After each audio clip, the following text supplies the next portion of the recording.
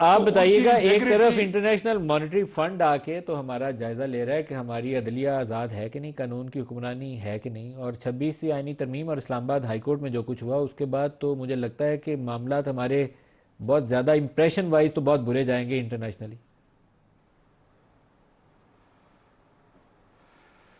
जी नदीम भाई देखें, ये जो आईएमएफ पाकिस्तान आ रहा है, ये पिछली जो जो करंट जो हमने आईएमएफ का जो एग्रीमेंट किया था उस पे हमने एक ये कहा था कि आपको हम एक्सेस देंगे कि आप अपनी टीम भेजें और हमारी गवर्नेंस और करप्शन और दीगर चीज़ों पे आप अपना एक मिशन भेजें और उसके ऊपर एक रिपोर्ट जुलाई 2025 में शाया करें। तो ये इस पस मंज़र में या इस रेलेवेंस में आ रहा है पाकिस्तान। और ये इसकी रिपोर्ट शाया होगी तो इस वक्त ये जो हमारा करंट प्रोग्राम है इस पे सिर्फ इतनी सी बात है कि ये रिपोर्ट शाया होगी। लेकिन मेरा ये ख्याल है, आई कुड बी रॉन्ग, कि इस रिपोर्ट में फिर कुछ रिकमेंडेशंस आएंगी जो अगली किस्त तक जो है ना, फिर वो आईएमएफ अपना स्ट्रक्चरल बेंचमार्क कर देगी।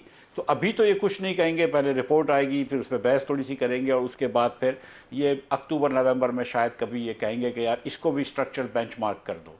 लेकिन जाहिर है कि जब हम अपने खुद ही अपने आइन के साथ खिलवाड़ करते हैं तो फिर दुनिया जो है वो हमारे ऊपर उंगली उठा सकती है।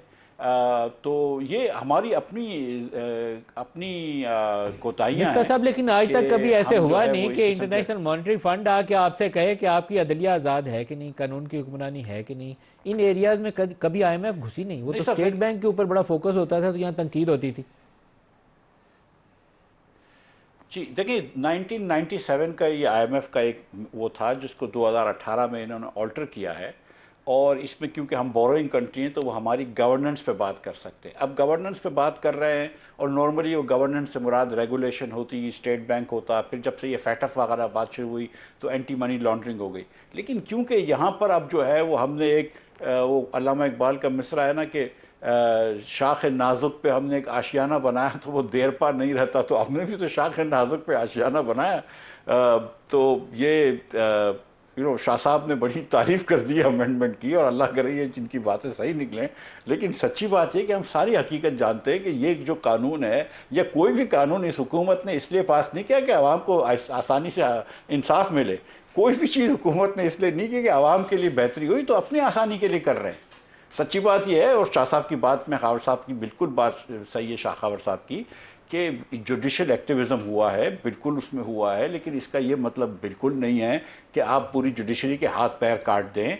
ऐसा ये मतलब नहीं कि आप अपना मनपसंद जो है वो कॉन्स्टिट्यूशनल बेंच बना के अपने उसके चेयरमैन बना दें। और ये नहीं कह सकते आप कि जब सीनियर मोस्ट करें तो आप बोलें देखो हमने मेरिट पे करा है, सीनियर मोस्ट हैं, और जब नहीं करा तो हमने कहा तो कोई बात नहीं। कंसिस्टेंसी नहीं है।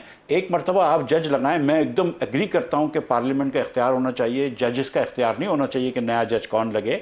लेकिन एक मरतबा एक जज लग जाए तो फिर unless he is done something wrong let him come up through the ranks. उसके अंदर फिर हमको हमको लेकिन इंटरफेयर नहीं करना चाहिए। और मिफ्ता साहब, जो बेंच की तश्कील है उसके अंदर भी अब सियासी लोगों का रोल है। मुझे तो ये इस पे इतराज है ही नहीं है कि सियासी लोग जज तैनात करें, करना सर चाहिए उन्हें, सर उसमें हेयरिंग करें, सुने। जी वो तो लेकिन मैं बेंच अमरी की करते हैं। तश्कील तो सियासी लोगों जी का जी काम ही नहीं है सर।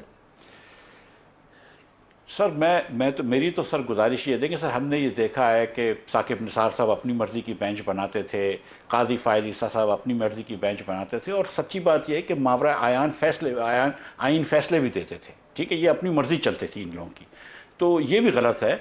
और जैसे अमेरिका की ये बात कर रहे थे शाखावर, तो 9 के 9 जजेस जो हैं वो हर बेंच में होते हैं। वो हर बेंच में 9 के 9 जजेस होते हैं। तो आप इस तरह ऑटोमेटिकली कर दें कि 1, 15, 16 जो है एक बेंच होगी, 2, 14 और 13 एक बेंच होगी, ऑलरेडी पहले से फैसले कर दें, फिर जो जज जिधर होगा तो उधर रैंडमली आ जाएगा। या आप रैंडमली बेंच कर दें, या आप 3 लोगों की कमेटी जो पहले बनाई थी, जिसको बिल्कुल सही कह रहे हैं शाह साहब के वो हमारे जज साहिबान ने इत्तलाक होने से पहले इसको वो कर दिया, फिर इसके बाद हुकूमत ने वो चीज़ वापस ले ली क्योंकि अब 3 में से 2 जज इनके नहीं रहे। लेकिन ये जो है ना, ये आइडिया जो है, ये पहले एक ज़माने में प्राइवेट पार्टियां ये करती थी कि लॉयर करने की जगह जज करती थी, अब हुकूमत भी ये करने लगी है।